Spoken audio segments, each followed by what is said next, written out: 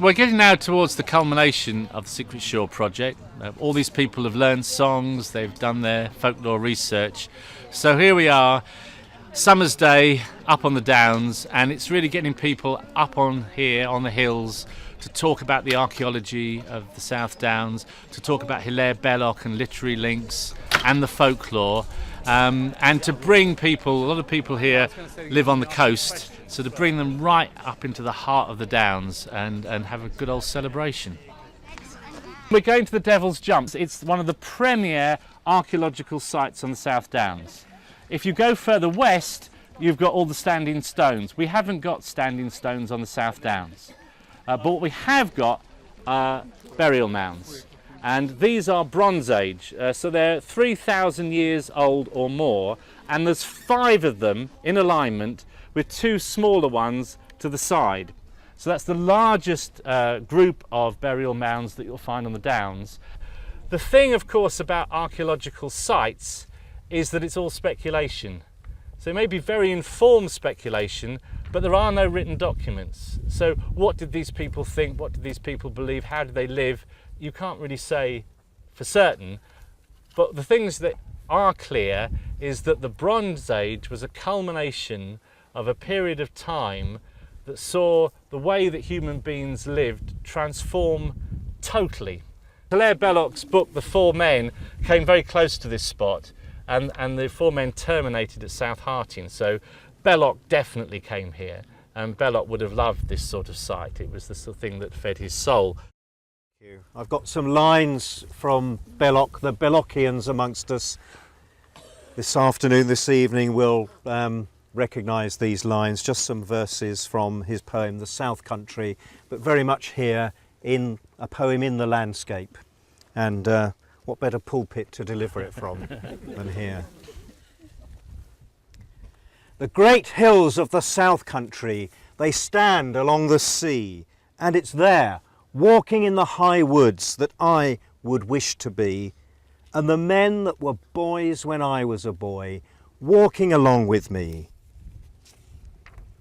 I will gather and carefully make my friends from the men of the Sussex Weald.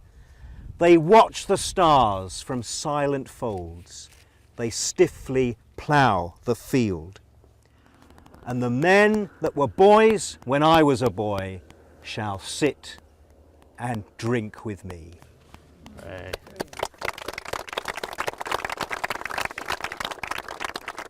I'm proudly holding my grandfather's book of the 4 Men that's been passed down to me, and there's a piece here that really describes what's called the very old road.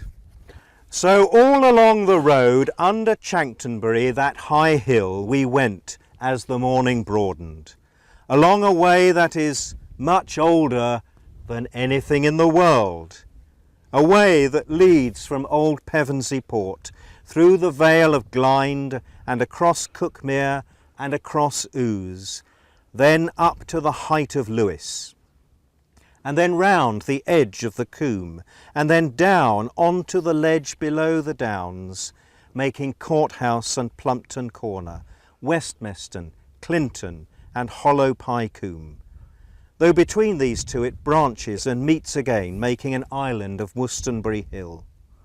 And then on, by Poynings and Fulking and Edburton, and so to the crossing of the water and the fort of Bramber, and so along and along, all under the Downs, until it passes Arran at the bridge, and so by Bury and Westburton and Sutton and Duncton, Graffham and Cocking and Didling and Harting.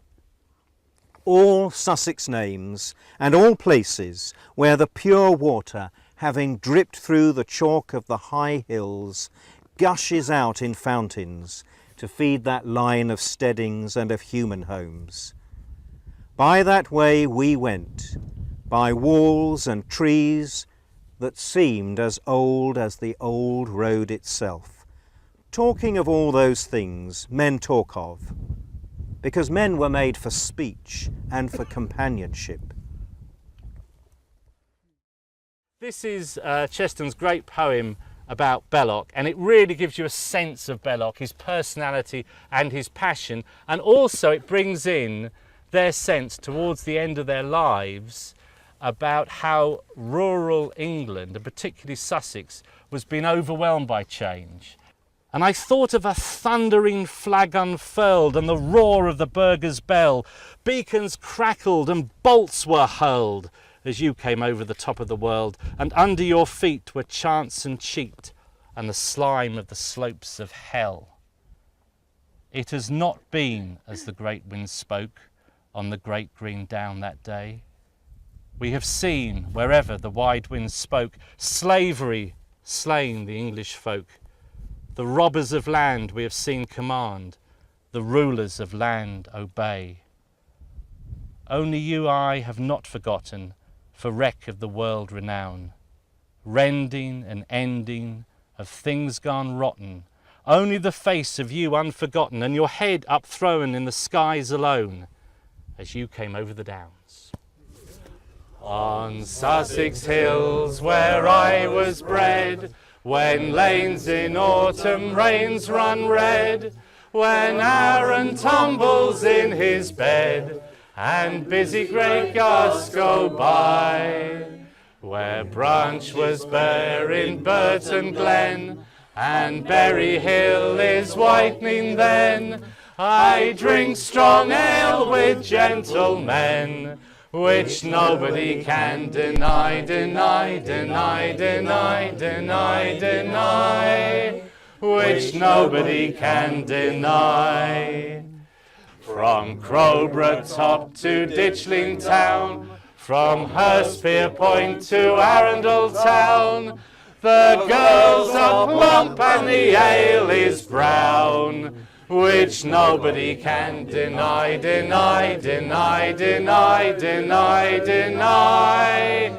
If he does, he tells a lie. The songs of the area, I think, are charming. I enjoyed that, and I like the way that they put all the local names into one song. I think that's brilliant.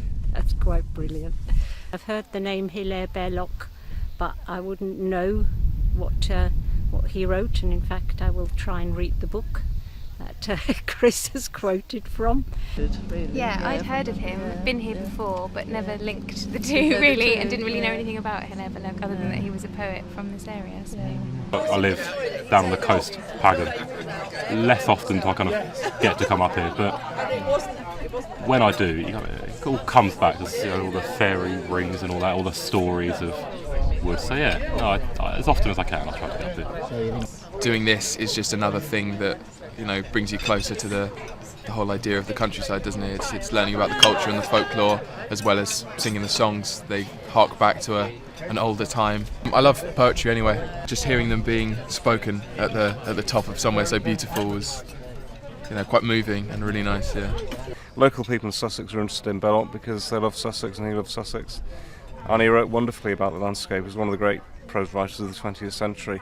And it's great to be able to come along to an event where you're not just talking about Belloc, but you're singing folk songs, discussing his ideas, and enjoying very good and genial company. At the Royal Oak Inn is the very best beer I know. With mine, here it goes, and there it goes, all the fun's before us.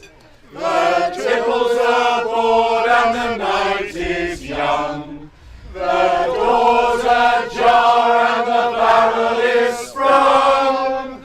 I'm singing the best song ever was sung, and it has a rousing chorus. And he told her why. Tom's gone to Hilo. She'd robbed him blind and left him broke. Away to Hilo. He'd had enough, gave her the poke. Tom's gone to Hilo. His half pay went, it went like chaff. away to high lodge. Hail, hail, glorious ale, served up in pewter, it tells its own tale. Some folks like radishes, some like kale, but give I boiled parsnips and a girt dish of taters and a lump of fatty bacon and a pint of good ale. It's been great to be part of it, hasn't it? It's been a lovely crowd of people and a great walk, good beer, yeah, and Belloc, beer and Belloc. There's a bit of alliteration. The day has been a really great success. We had so many people here, 70, 80, maybe 90 people, and people really have joined in, and it's been a beautiful sunny day, and I think it just shows what an incredible success this project's been, and a great thing for the South Downs Society.